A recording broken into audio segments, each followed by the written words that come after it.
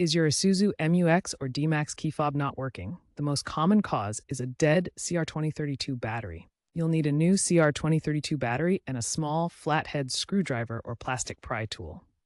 Key fob opener kits work great. To open the case, gently insert the pry tool into the seam between the two halves. Twist carefully to separate them. If it's a glued case, apply heat from a hairdryer for 30 seconds to soften the adhesive. Once open, pop out the old battery, noting the correct orientation with the positive side up. Replace with the new battery, ensuring proper polarity. Snap the case back together.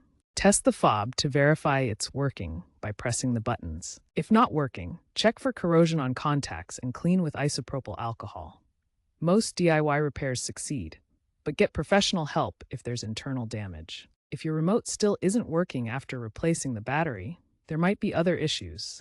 Try resetting the fob by pressing the lock and unlock buttons simultaneously for 10 seconds.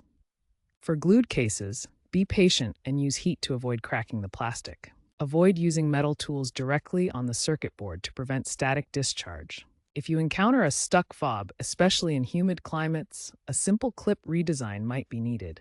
Consult your Isuzu dealer. Remember, 70% of key fob failures are battery-related. DIY repairs typically cost $20 to $50, while dealerships can charge $100 to $200.